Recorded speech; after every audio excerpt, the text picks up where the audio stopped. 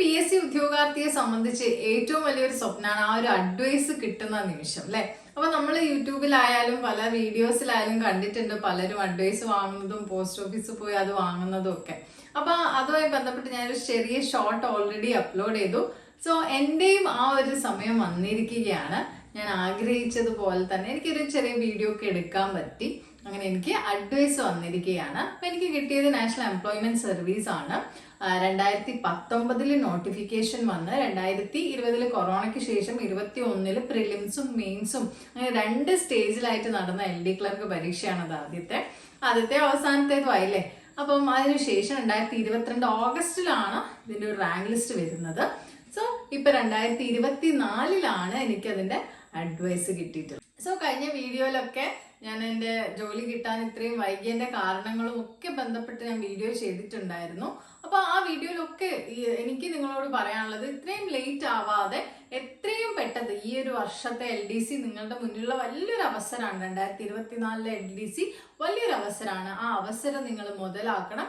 ഇനി ഇത്രയും വലിയ രീതിയിലുള്ള റിക്രൂട്ട്മെന്റ് ഉള്ള ഒരു പോസ്റ്റ് ഇനി വരണമെങ്കിൽ കുറച്ച് ലേറ്റ് ആവും. അപ്പം ഈ ഒരു ഘട്ടത്തിൽ നിങ്ങൾ എന്ത് ചെയ്യുക, ഈ ഒരു അവസരം നന്നായി ഉപയോഗിക്കുക.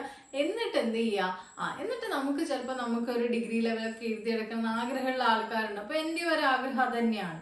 സോ അതുകൊണ്ട് തന്നെ പിന്നെ നമുക്കൊരു ഒരു കോൺഫിഡൻസ് കിട്ടിക്കഴിഞ്ഞാൽ, അല്ലെങ്കിൽ നമ്മളൊന്ന് സ്റ്റേബിൾ ആയി കഴിഞ്ഞാൽ പിന്നെ നമുക്ക് പ്രിപ്പയർ ചെയ്യാം അല്ലെ. ആ ഒരു മൈൻഡ് അതിനനുസരിച്ച് ഉണ്ടെങ്കിൽ തീർച്ചയായിട്ടും വീണ്ടും നിങ്ങൾക്ക് പരീക്ഷ എഴുതാനും അതേപോലെ ആഗ്രഹിക്കുന്ന ഒരു പോസ്റ്റിലേക്ക് എത്താനും ഒക്കെ സാധിക്കും.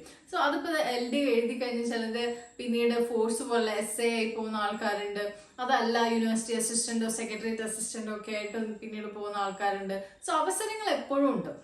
കഴിഞ്ഞ വീഡിയോയിൽ ഞാൻ പറഞ്ഞതുപോലെ നിങ്ങൾ നിങ്ങളുടെ ഒരു 4-5 വർഷം ഇതിനായിട്ട് സാക്രിഫൈസ് ചെയ്യുകയാണെങ്കിൽ നിങ്ങൾക്ക് തീർച്ചയായിട്ടും ഒരു ഗവൺമെന്റ് ജോലിയിലേക്ക് എത്താൻ പറ്റും. ഈവൻ ഞാൻ UPSC ബന്ധപ്പെട്ട ഒരു വീഡിയോ ചെയ്തപ്പോഴും പറഞ്ഞിരുന്നു, ഈവൻ സിവിൽ സർവീസ് എക്സാമിൽ പോലും ഒരു ആവറേജ് ഒരു ആസ്പിരന്റിന്റെ അറ്റംപ്റ്റ് ആവറേജ് എന്ന് പറയുന്നത് 4th അറ്റംപ്റ്റ് ആണ്. അതായത് അത് ക്ലിയർ ചെയ്യുന്ന ആളുകളുടെ അറ്റംപ്റ്റ് എടുത്ത് നോക്കുമ്പോൾ അത്രയും കൂടുതലാണ്. 4-5 തവണ ഫസ്റ്റ് അറ്റംപ്റ്റിൽ വരുന്നവരുണ്ട്, ഇല്ലെന്ന് ഞാൻ പറയുന്നില്ല.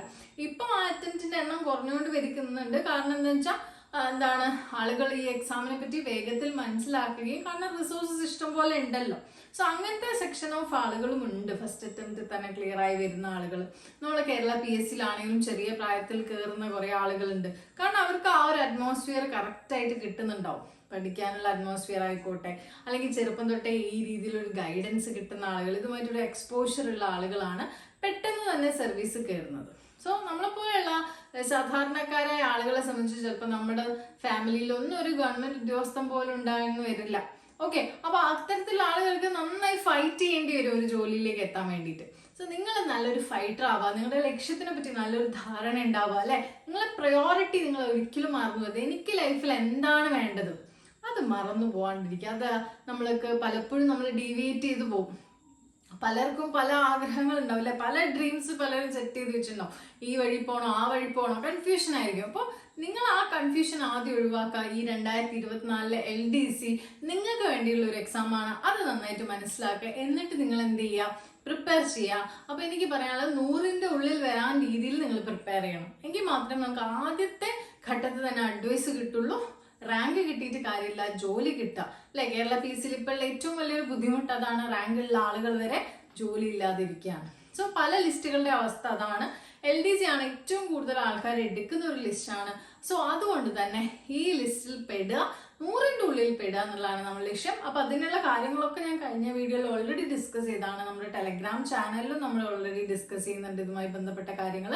അപ്പൊ നിങ്ങൾ എന്ത് ചെയ്യുക, ഞാൻ ഈ ഒരു വീഡിയോ വളരെ ചുരുക്കിയിട്ട് മാത്രമാണ് ചെയ്യുന്നത്, പെട്ടെന്ന് ചെയ്യുന്നതാണ്.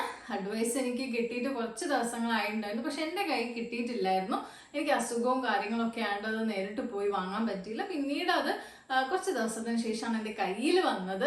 അതുകൊണ്ടാണ് വീഡിയോ ചെയ്യാനൊക്കെ വൈകിപ്പോയത്. കുറെ ആളുകൾ കമന്റിലൊക്കെ ചോദിക്കുന്നുണ്ടായിരുന്നു ഇതിനെ പറ്റിയിട്ട്. സോ അത് നിങ്ങളുമായിട്ട് ആ ഒരു സന്തോഷം പങ്കുവെക്കുകയാണ്.